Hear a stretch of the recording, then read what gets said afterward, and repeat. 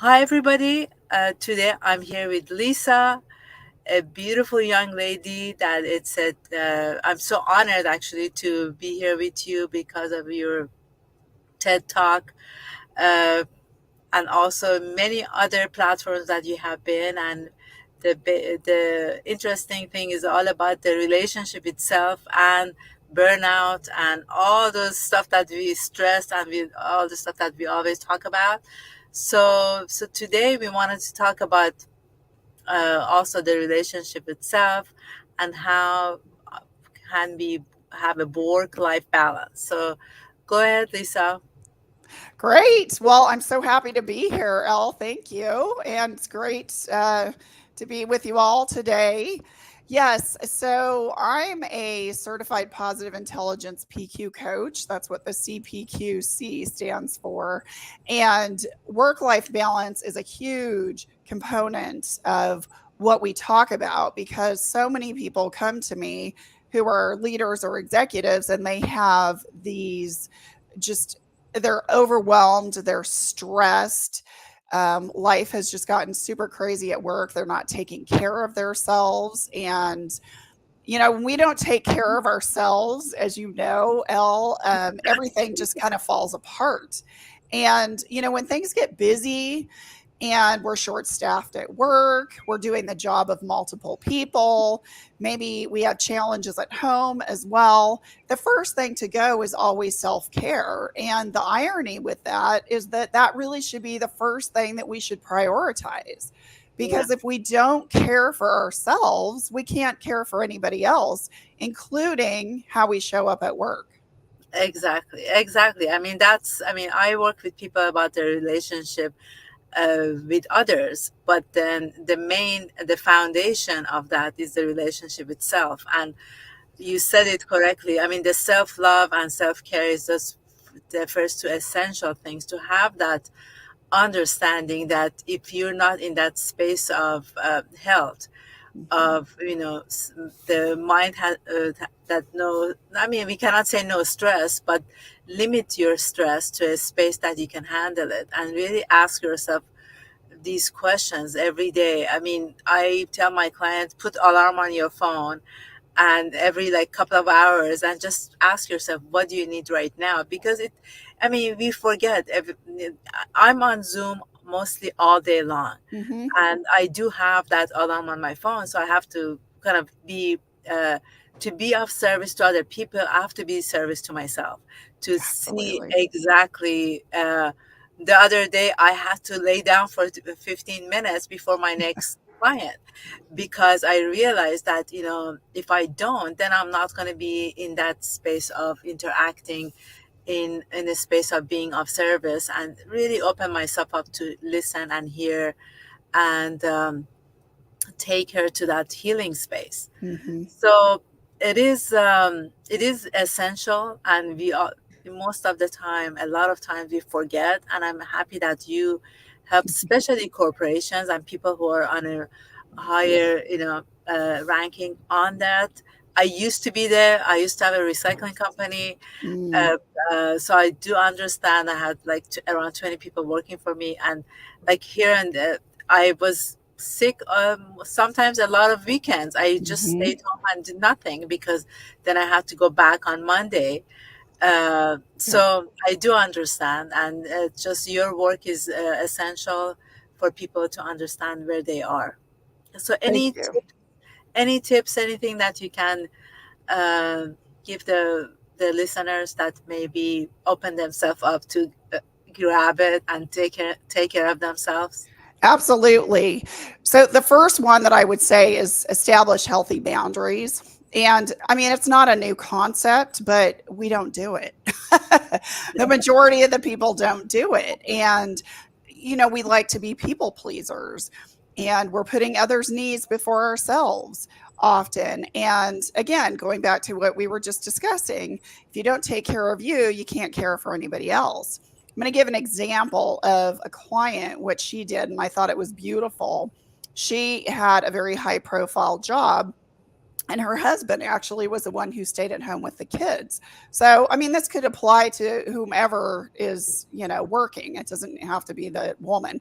But anyway, she established a boundary stating that when I get home from work, I'll say hello, great to see you, but I'm going to go to my room for 30 minutes. I need 30 Yes. minutes. Just Mm. give me 30 minutes. She might take a hot bath. She might just lay on the bed, kind of like what you did, have a nap or just meditate. But it's just her decompression time because she worked for Raytheon, which is a weaponry company, obviously high pressure. And she said, once I started to establish that, not only did I show up better for my family, but our relationships improved. And she told them that, once the 30 minutes were up, she had they had her undivided attention. So it was a great way. But it's really thinking about those things that you're committing to. Are there some things that you're committing to that are preventing you from doing things that are more important? Mhm. And oftentimes they are. If you're not allowing yourself time for self care, then you're going to be exhausted and you're going to get resentful and you're going to burn out. So you've got to schedule it, put it on your phone, and adhere to it. And it doesn't mean that you have to check out and say, oh, I'm going to a spa. I mean, if you could do that, fantastic. But that's not what we're talking about here. It's consistent breaks. Yes. And if you do work out, schedule it and adhere to it as if it were a doctor's appointment, because technically it's as important as a doctor's appointment. It's you're being proactive about your health and well-being as opposed to going to the doctor when you're sick. So I would say those are two big things. Yeah. I think one thing that I agree with you 100%. One thing I can add is usually I believe that if any health issue that comes up, they have a root about something that your body is telling you about self care that you're probably not doing, and it's same thing. I mean, when I go back, I mean more than 10 years ago, when I had that recycling company. If I was sick every weekend, so that my body is telling me something that my Yes. stress level is high, and so eventually I did sell the company, not because of that, but it was just because it was time for me to move on. But understanding what your body is telling you, any part of your body is hurting or they have stomach issues. Mine was stomach issues, so everything would go in that space. Yes.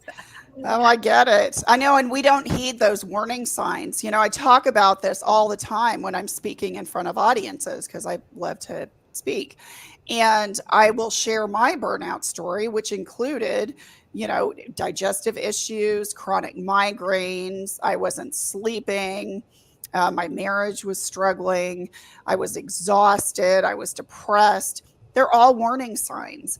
And had I done a better job managing my stress, which would have included self-care, I could have prevented burnout and could have prevented a lot of hardship. But, I gained 65 pounds. I was emotionally and physically in the worst shape of my life. Fortunately, I didn't divorce my spouse, but it was not a good situation. And I allowed it to get so bad that in a moment of desperation, I quit a long term career at a high salary. And eventually that led to bankruptcy because I wasn't thoughtful about, how I should transition. And again, everything could have been prevented. So I Yes. love what you're saying here, that you have to heed those warning signs. Don't brush them under the carpet. Don't say, oh, they'll just go away, because they're just going to expand. Yes. And I think one other thing I can add is that commitment to self. Yes, What yes. is your commitment to yourself? If it's, I understand if that you have a high stressful job, if whatever that is happening in your life that you need to take care of at that time. Yes, but what is the commitment that you give to yourself about your health, about your well-being, and those, the self-love? I mean, the Mhm. self-care is just equals that self-love. If Yes. you can look in the mirror in the morning and can tell yourself into your eyes that I love you, And you can also say, take care of yourself today. Yes. Be kind to yourself, Mhm. or I am kind to myself. I mean, it's just those conscious interactions with Mhm. yourself. And Yep. I mean, even like journaling, anything that is best for you, or walking, or meditating, anything that is, sits well with what you're doing and who you are, that Mhm. it's a key to process this and get to that space of calmness, so you can actually decide better about work, about Mhm. relationships, about anything. It's just you have to be in that space of that calmness, so you Yes. can decide uh, better, not from the Absolutely. stressful part of you. Yeah. Yes. I would add too, also incorporate something each day that brings you joy.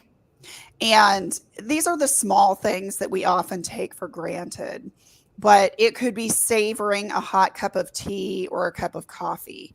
And, instead of just chugging it, just really, holding the mug, feeling the warmth, smelling the aroma, when you Enjoy. sip it, savoring the flavor and the warmth as it, goes down your throat. And, it could be listening to a favorite song, or, soothing music, or it could be, reading a blog post, or even just posting a picture, that you see frequently that was of a wonderful experience. But, do something that brings you joy every day. And this is a way to build that gratitude, which, when we're finding things that we're thankful for and we appreciate, we're able to see more positive in the world, so that when challenges arise, we're more apt to handle them with ease and flow and grace, as opposed to, oh my gosh, this is terrible. Everything wrong in my life, is happening, blah, blah, blah.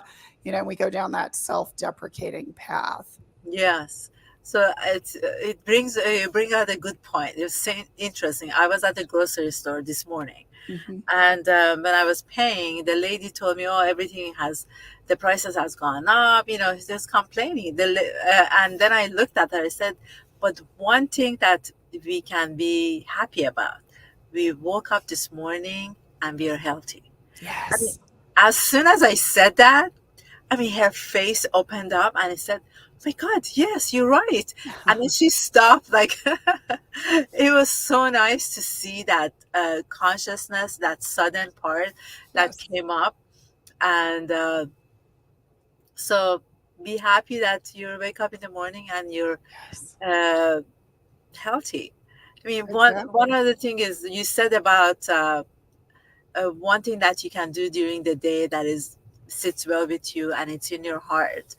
And I can say that I love walking early in the morning. Hmm. And that part, a lot of times that I not get, if I have to work from like 7, then it's harder to do that. So when I don't walk in the morning, I can feel uh, Yes. that the heaviness in my body. Hmm. Then I will do it in the afternoon. I try to kind of fit it in sometime in the day, that heaviness will go away. And it's interesting that because I've been doing it regularly, I can feel that.